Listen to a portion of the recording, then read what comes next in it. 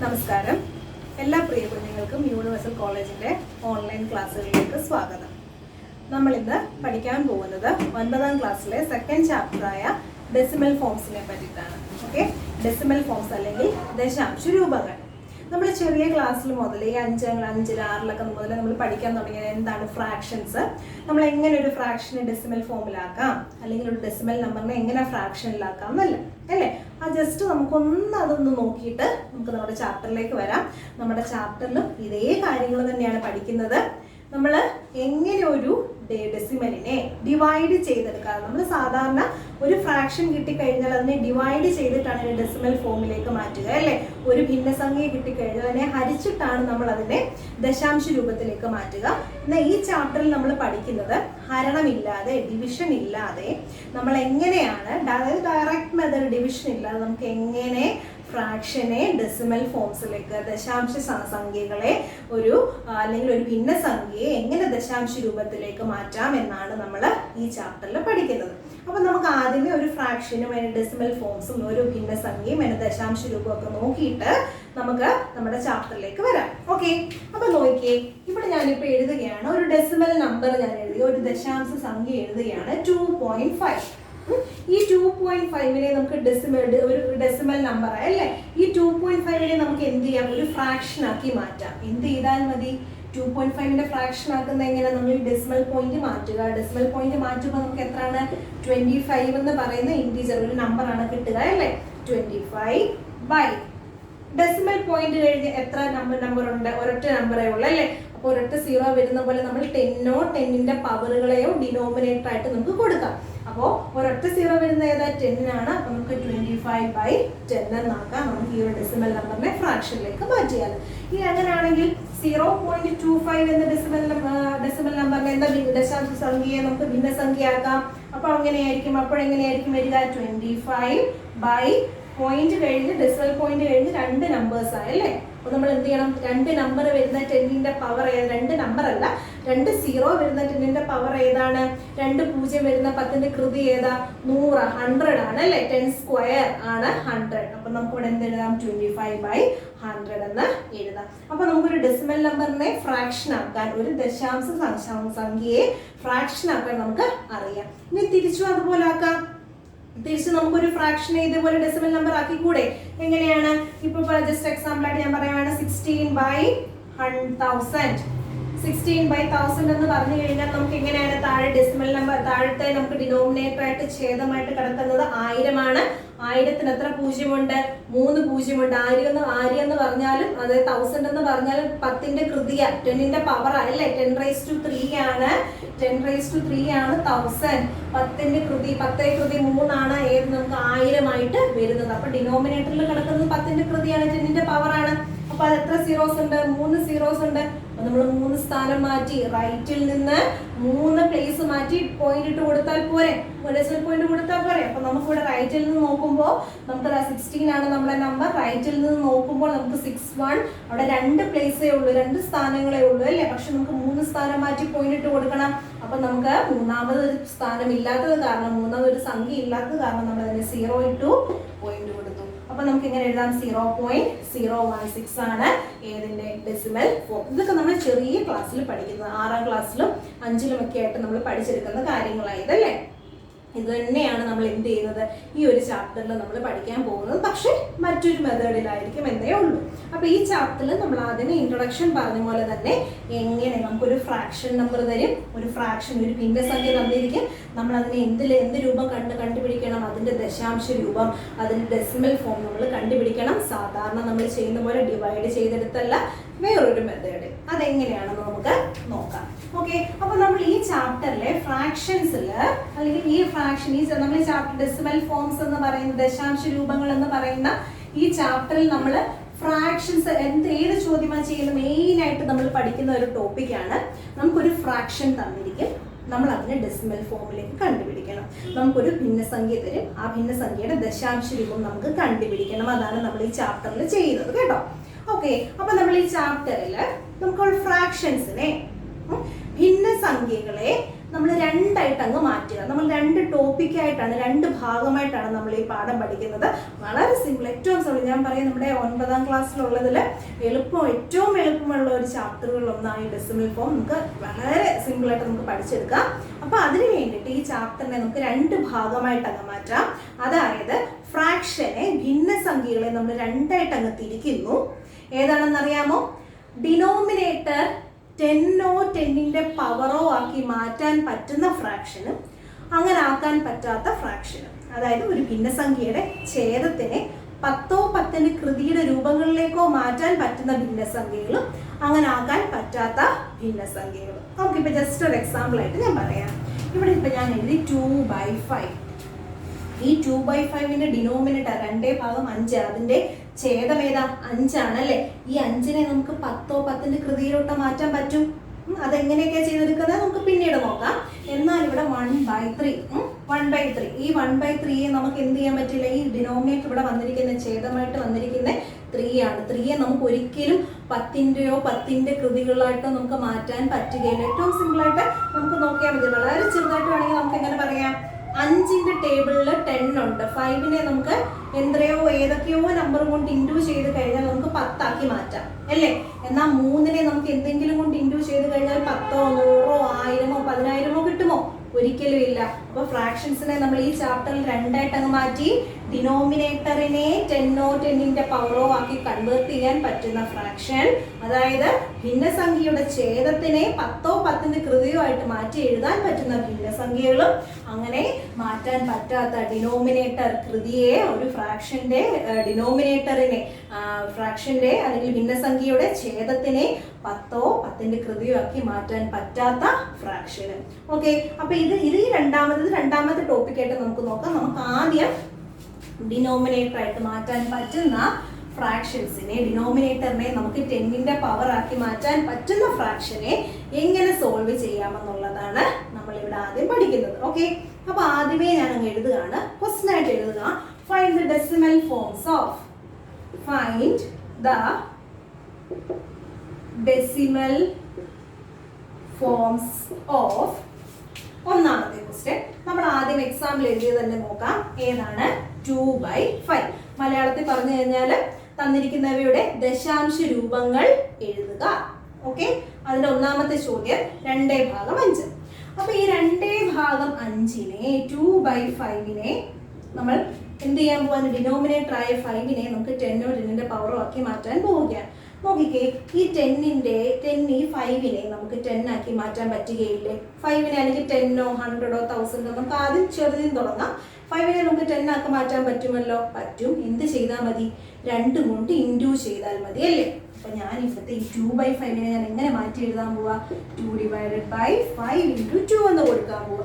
നമ്മൾ അതും ചെറിയ ക്ലാസ്സിൽ പഠിച്ചതാണ്. നമ്മൾ ഫ്രാക്ഷൻസിൽ ഒരു ഭിന്നസംഖ്യയിൽ എന്ത് കാൽക്കുലേഷൻ ചെയ്താലും, എന്ത് മാത്തമാറ്റിക്കൽ ഓപ്പറേഷൻ ചെയ്താലും, മാത്തമാറ്റിക്കൽ ഓപ്പറേഷൻസ് ഇതാ പ്ലസ് മൈനസ് ഇൻറ്റു ഡിവിഷൻ അല്ലേ, അതെന്ത് ചെയ്താലും നമ്മൾ ന്യൂമറേറ്ററിൽ ചെയ്താൽ ഡിനോമിനേറ്ററിലും അതേ കാൽക്കുലേഷൻ ചെയ്യണം, ഡിനോമിനേറ്റർ ചെയ്താൽ ന്യൂമറേറ്ററിലും ചെയ്യണം. ഇവിടെ ഇപ്പൊ നമ്മൾ ഛേദത്തിലായിരുന്നു, അതായത് ഛേദമായ ഡിനോമിനേറ്റർ ആയ 5നെ 10ഓ 10ന്റെ പവറോ ആക്കാൻ വേണ്ടിയിട്ട് നമുക്ക് 10 ആക്കി മാറ്റാം. അപ്പോൾ 5നെ 10 ആക്കാൻ 2 കൊണ്ട് ഇൻഡു ചെയ്താൽ മതി അല്ലേ.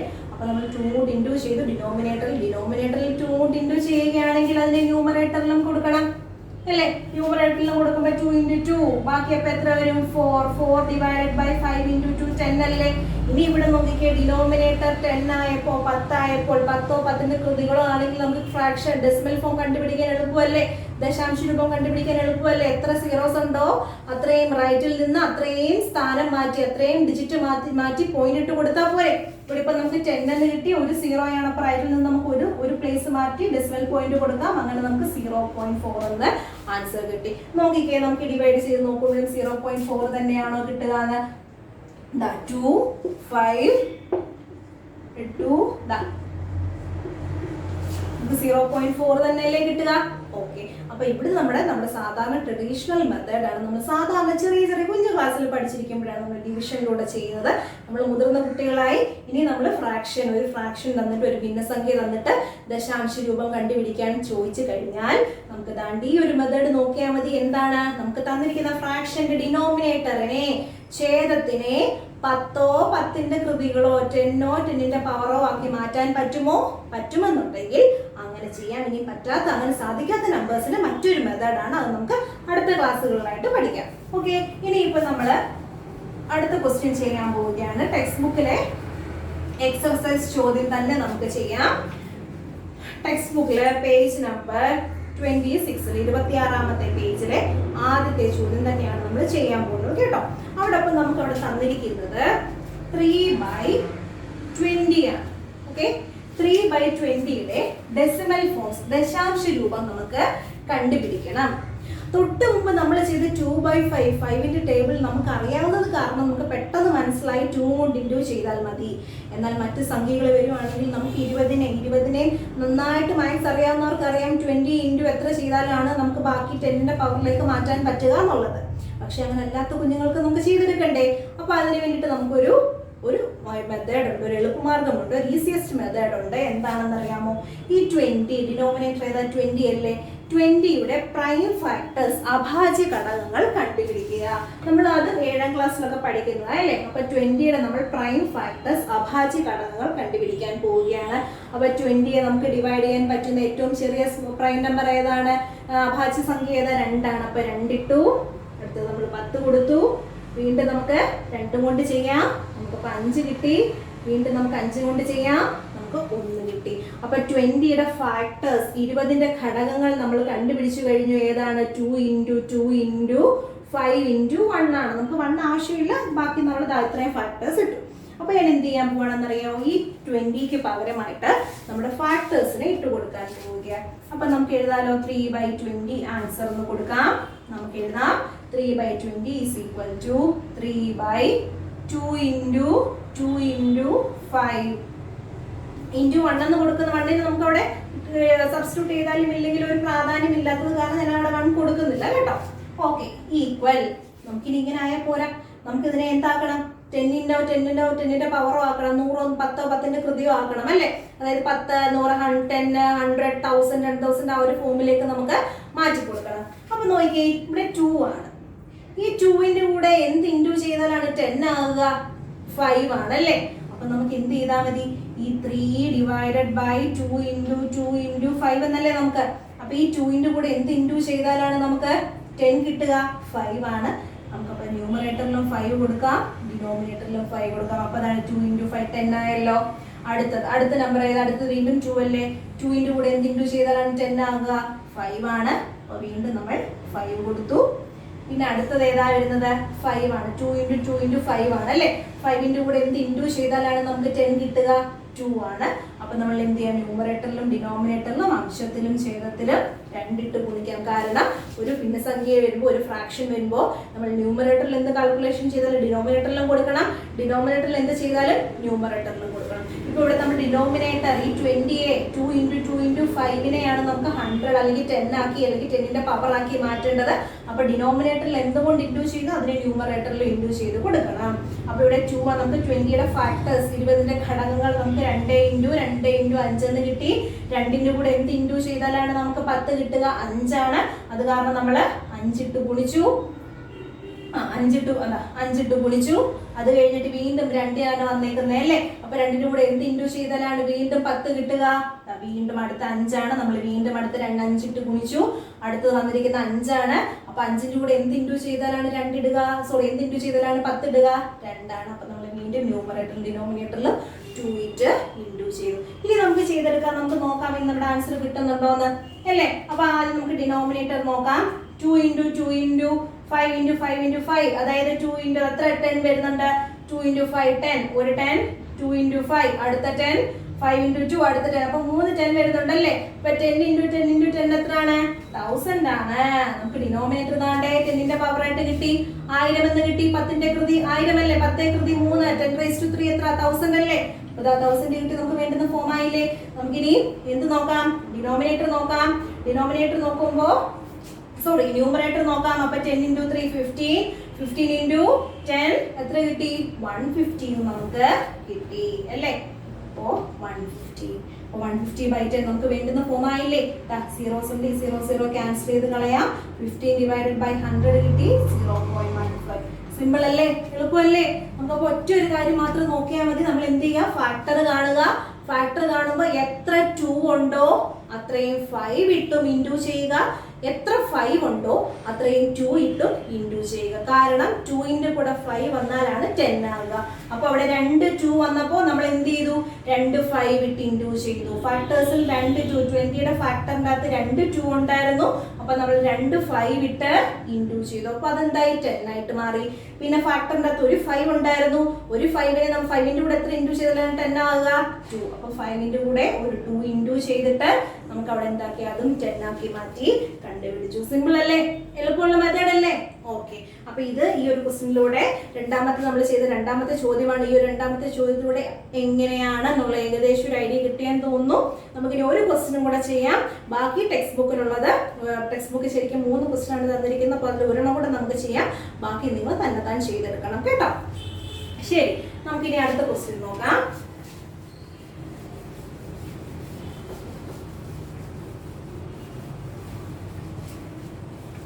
അടുത്ത ക്വസ്റ്റ്യൻ എന്ന് പറഞ്ഞാല് ടെക്സ്റ്റിൽ ഞാൻ 3 ക്വസ്റ്റ്യൻ ആണെന്ന് പറഞ്ഞത് അല്ലേ. ടെക്സ്റ്റിൽ 3 ക്വസ്റ്റ്യൻ അല്ല, ടെക്സ്റ്റിൽ 5 ക്വസ്റ്റ്യൻ ഉണ്ട് കേട്ടോ.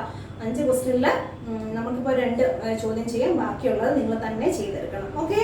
അപ്പൊ നമുക്കിനി അടുത്ത രണ്ടാമത്തെ, നമ്മുടെ ശരിക്കും പറഞ്ഞാൽ നമ്മൾ ആദ്യം 2/5 ചെയ്തു, രണ്ടാമത് 3/20 ചെയ്തു. നമ്മൾ ഇനി അടുത്ത ക്വസ്റ്റ്യൻ ഏതാ ചെയ്യാൻ പോകുന്നത്, നമുക്ക് 5/16 ചെയ്യാം. 5/16. അപ്പൊ ഇതേപോലെ നമുക്ക് എന്ത് ചെയ്യാം, 16ന്റെ പ്രൈം ഫാക്ടേഴ്സ്, അഭാജ്യ ഘടകങ്ങൾ നമുക്ക് കണ്ടുപിടിക്കാം. അപ്പൊ 16 ചെയ്യാൻ നമുക്ക് പറ്റുന്നത് 2 കൊണ്ടാണ്. അപ്പൊ 8 വരും. വീണ്ടും നമുക്ക് 2 കൊണ്ട് ഡിവൈഡ് ചെയ്യാം. അപ്പൊ നമുക്ക് എത്ര വരും, 4 വരും. വീണ്ടും 2 കൊണ്ട് ചെയ്യാം. അപ്പൊ വീണ്ടും 2 ആണ് വരുന്നത്, 2 1. അപ്പൊ നമുക്ക് 16ന്റെ ഫാക്ടർ 2 × 2 × 2 × 2 കിട്ടിയില്ലേ. ഇവിടെ 5 ഒന്നും ഇല്ല അല്ലേ. ഓക്കെ. അപ്പൊ നമുക്ക് എന്താ എഴുതാം, ആൻസർ നമുക്ക് മാറ്റി കൊടുക്കാം. 5/16 നമുക്ക് മാറ്റി എഴുതാം എങ്ങനെ, 5 ഡിവൈഡഡ് ബൈ 16ന്റെ ഫാക്ടർ 2 × 2 × 2 × 2. ഓക്കെ. അപ്പൊ അവിടെ എത്ര 2 കൊണ്ട് ഇൻറ്റു ചെയ്തു, 4 2 കൊണ്ട് ഇൻറ്റു ചെയ്തു.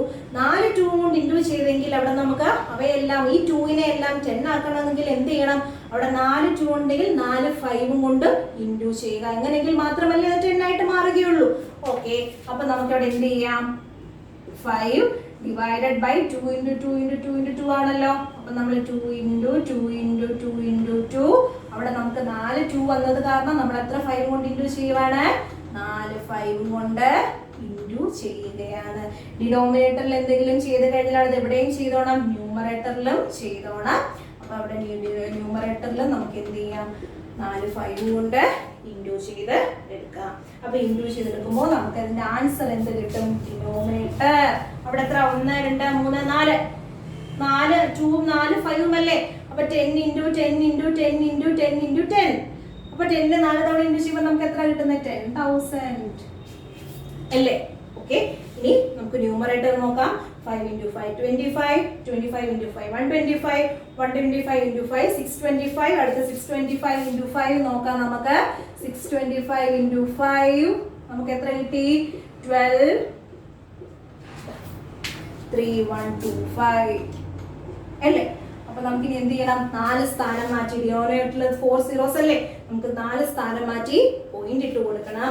അപ്പൊ 4 സ്ഥാനം മാറ്റി പോയിന്റ് ഇട്ട് കൊടുക്കാന്ന് പറഞ്ഞാൽ എത്ര, 0.3125. ഇവിടെ നിന്ന് റൈറ്റിൽ നിന്ന് 4 സ്ഥാനം 1 2 3 4 നോക്കുമ്പോൾ 0.3125 എന്ന് നമുക്ക് ആൻസർ കിട്ടി. അപ്പൊ കുഞ്ഞുങ്ങളെ നിങ്ങൾക്ക് മനസ്സിലായല്ലോ എങ്ങനെയാണ് നമ്മൾ ഈ ഫ്രാക്ഷൻ, ഈ ചാപ്റ്ററിൽ നമ്മൾ ആദ്യമേ പറഞ്ഞാൽ ഈ ചാപ്റ്ററിൽ നമ്മൾ 2 ഭാഗങ്ങളായിട്ട് അങ്ങ് മാറ്റി.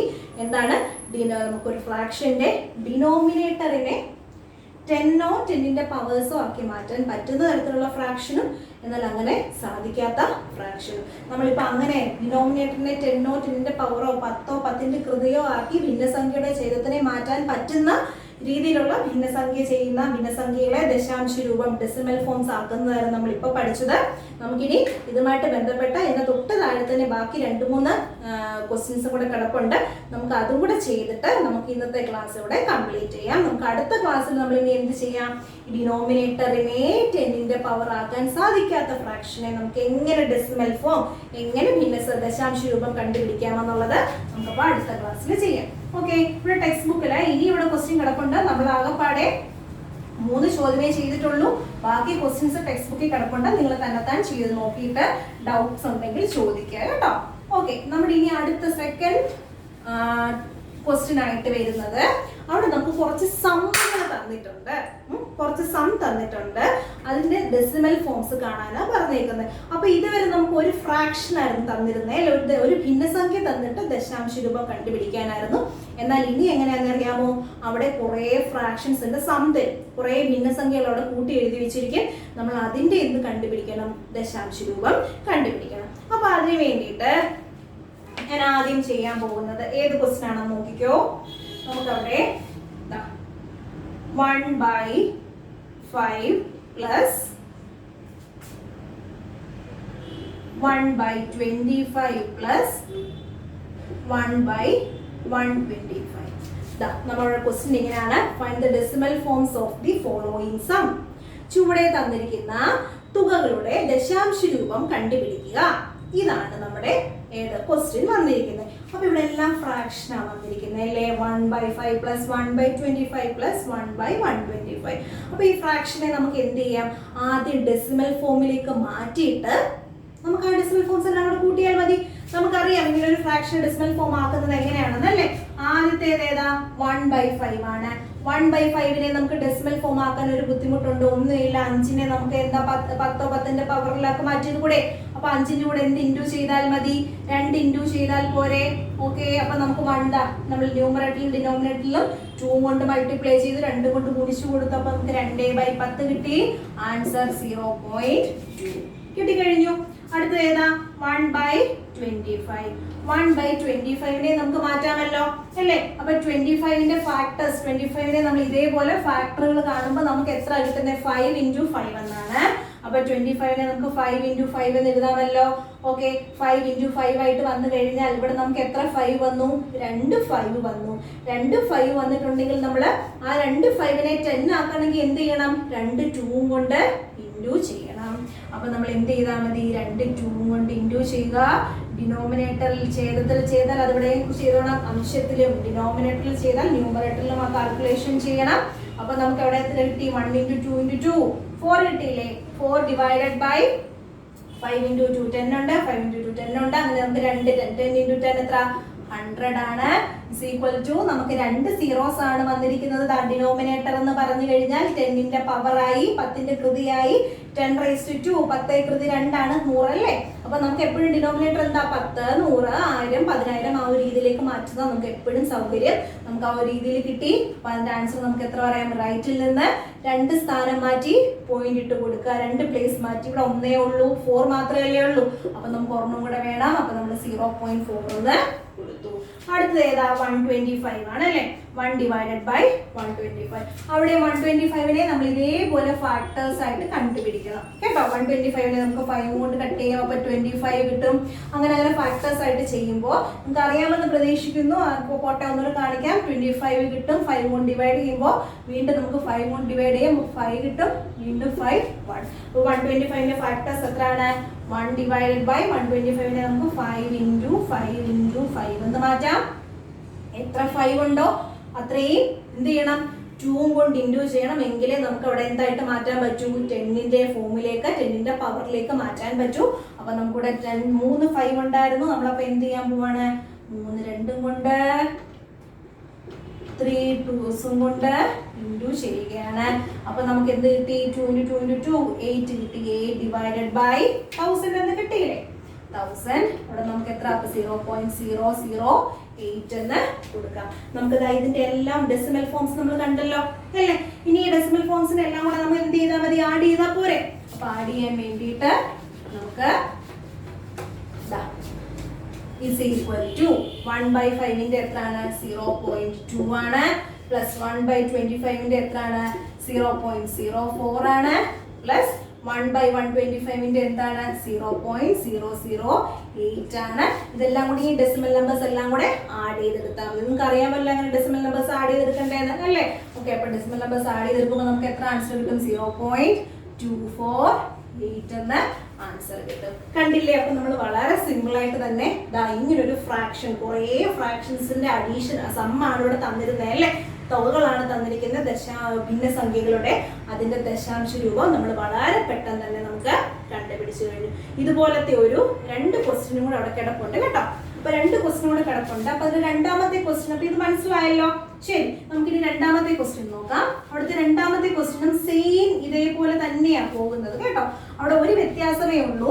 ഇവിടെ നമുക്കറിയാം 5നെ നമ്മൾ 5 എന്ന് എഴുതി, 525നെ നമുക്ക് 5 × 5 എന്ന് ഫാക്ടർ ആയിട്ട് എഴുതി, ഘടകങ്ങളായിട്ട് മാറ്റി. 125നെ നമ്മൾ 5 × 5 × 5 എന്ന് എഴുതി.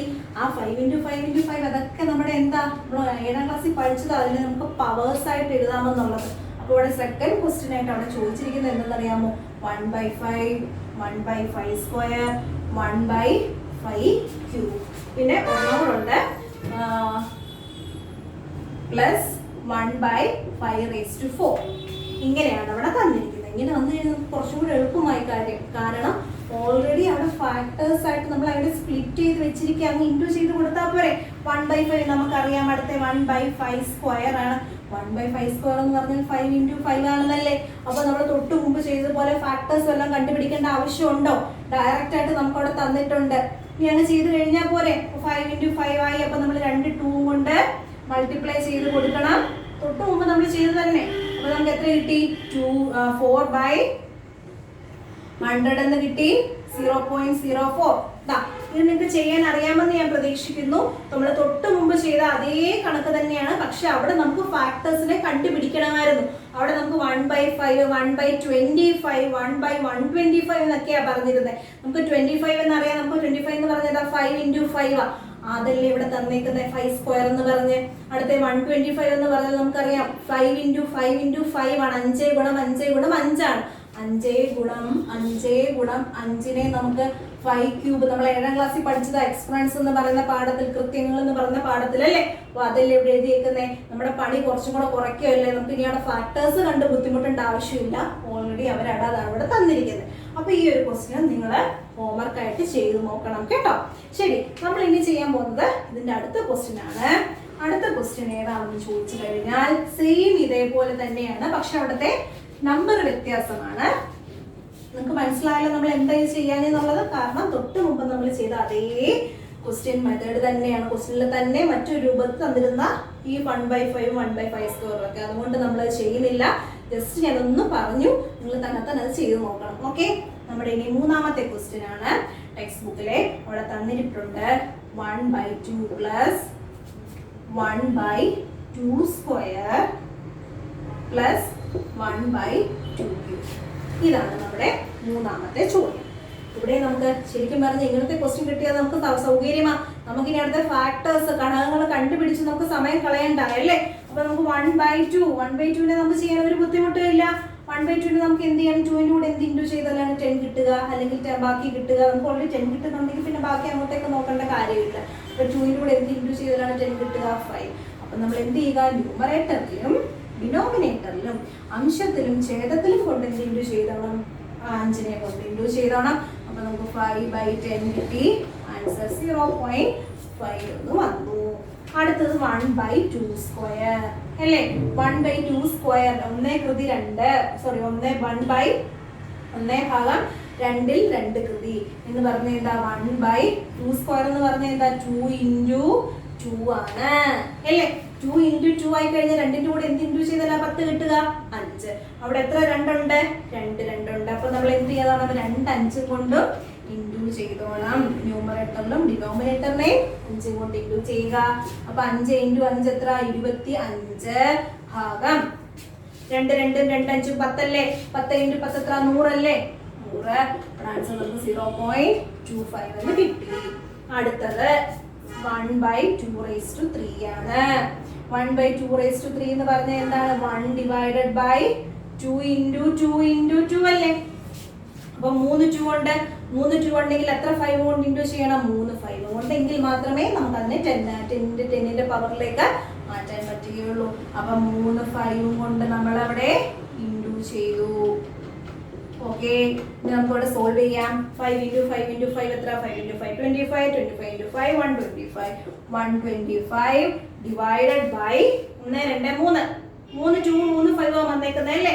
അപ്പൊ 10 into 10 into 10 1000 1000 വന്നു. എത്ര സ്ഥാനം മാറ്റി? റൈറ്റിൽ നിന്ന് എത്ര സ്ഥാനം മാറ്റി? പോയിന്റ് ഇട്ട് കൊടുക്കണം 3, കാരണം താഴെ 3 സീറോസാ വന്നേക്കുന്നത് അല്ലേ. അപ്പൊ നമുക്ക് 0.125 എന്ന് കിട്ടി. ഇനി ഇതിനെല്ലാം കൂടെ ആഡ് ചെയ്ത് കൊടുത്താൽ പോരെ. Equal to 1/2. 1/2 നമുക്ക് എത്രയാന്ന് കിട്ടി? 0.5 പ്ലസ് 1/2 സ്ക്വയർ എത്രയാന്ന് കണ്ടുപിടിച്ചു? 0.25 പ്ലസ് 1/2 ക്യൂബ് എത്രയാന്ന് കണ്ടുപിടിച്ചു? 0.125. ഇതെല്ലാം കൂടെ എന്ത് ചെയ്താൽ മതി? ഇനി ആഡ് ചെയ്തെടുത്താൽ മതി അല്ലേ. ഇതെല്ലാം കൂടെ ആഡ് ചെയ്തെടുക്കുമ്പോൾ നമുക്ക് എത്ര ആയിരിക്കും ആൻസർ കിട്ടുക? നിങ്ങൾ ആഡ് ചെയ്ത് നോക്കുക. എങ്ങനെ? 0.5 പ്ലസ് 0.25 പ്ലസ് 0.125 5 7 8 0.875 എന്ന് നമുക്ക് ആൻസർ കിട്ടി. ഓക്കെ, മനസ്സിലായോ കുഞ്ഞുങ്ങളെ? അപ്പൊ നമ്മുടെ ഫ്രാക്ഷന്റെ ഫസ്റ്റ് ടോപ്പിക്ക് ഇത്രയേ ഉള്ളൂ കേട്ടോ. ഇതാണ് നമ്മുടെ ഡെസിമൽ ഫോംസ് എന്ന് പറയുന്ന, ദശാംശ രൂപങ്ങൾ എന്ന് പറയുന്ന 9ലെ 2ാമത്തെ ചാപ്റ്ററിന്റെ ആദ്യത്തെ ഭാഗം നമ്മൾ പഠിച്ചു കഴിഞ്ഞു. സിമ്പിൾ അല്ലേ? എളുപ്പമല്ലേ? ഓക്കെ, ഇനി നമ്മൾ അടുത്ത ക്ലാസ്സിൽ നമ്മൾ എന്ത് ചെയ്യും? ഇതിന്റെ 2ാമത്തെ ഭാഗം. ഇതെല്ലാം നമ്മൾ ചെയ്ത എങ്ങനെയാ? ഡിനോമിനേറ്ററിനെ 10ഓ 10ന്റെ പവറിലേക്കോ മാറ്റാൻ പറ്റുന്ന ഫ്രാക്ഷൻ ആയിരുന്നു. ഭിന്നസംഖ്യയുടെ ആ ഒരു ഭിന്നസംഖ്യ കിട്ടിയാൽ അതിന്റെ ഛേദത്തിനെ 10ഓ 10ന്റെ കൃതിയിലേക്കോ മാറ്റാൻ പറ്റുന്ന എന്തായിരുന്നു? ഭിന്നസംഖ്യകളായിരുന്നു ഇവ. ഇനി അങ്ങനെ അല്ലാത്തവ വരുന്നില്ലേ? അതിന്റെ എക്സാമ്പിൾ നമ്മൾ ആദ്യമേ പറഞ്ഞിട്ടുണ്ടായിരുന്നു അല്ലേ. ഏതാ? നമ്മളിപ്പോ ആദ്യം ഞാൻ പറയാം 1/6. 1/6നെ നമുക്ക് മാറ്റാൻ പറ്റുമോ? ഇല്ല. 1/3 നമുക്ക് 10ന്റെ പവറിലേക്ക് മാറ്റാൻ പറ്റുമോ? 10ഓ 10ന്റെ കൃതിയിലേക്കോ ഒന്നും നമുക്ക് മാറ്റാൻ സാധിക്കുകയില്ല. ഈ 6നെ 3നെ ഒന്നും. അപ്പൊ അങ്ങനെ വരുന്നത് എങ്ങനെ ചെയ്യാമെന്നുള്ളത് നമുക്ക് അടുത്ത ക്ലാസ്സിൽ നമുക്ക് ചെയ്യാം. അല്ലെങ്കിൽ ഒരു ഫ്രാക്ഷനെ കിട്ടിക്കഴിഞ്ഞാൽ എങ്ങനെ നമുക്ക് ഡിനോമിനേറ്ററിനെ 10ന്റെ പവറിലേക്ക് മാറ്റാൻ പറ്റുമോ ഇല്ലയോ എന്ന് കണ്ടുപിടിക്കാം. അങ്ങനെ പറ്റില്ല എന്നുണ്ടെങ്കിൽ എങ്ങനെ നമുക്ക് അതിനെ സോൾവ് ചെയ്തെടുക്കാം എന്നൊക്കെ നമുക്ക് അടുത്ത ക്ലാസ്സിൽ പഠിക്കാം. അപ്പൊ ഇന്ന് പഠിച്ച കാര്യങ്ങളൊക്കെ നമ്മൾ പറഞ്ഞ് ഡിസ്കസ് ചെയ്ത് ഇത്രയും കാര്യങ്ങൾ നിങ്ങൾക്ക് മനസ്സിലായെന്ന് പ്രതീക്ഷിക്കുന്നു. ഒരു ഡൗട്ട് ഇല്ലാന്ന് കരുതുന്നു. പറഞ്ഞ ക്വസ്റ്റ്യൻസ് ടെക്സ്റ്റ് ബുക്കിൽ ബാക്കിയുള്ളത് ചെയ്ത് നോക്കുക. എന്ത് സംശയം ഉണ്ടെങ്കിലും ചോദിക്കുക. അപ്പൊ നമുക്ക് അടുത്ത ക്ലാസ്സിൽ ഇതിന്റെ കണ്ടിന്യൂവേഷൻ എടുക്കാം. Okay, thank you.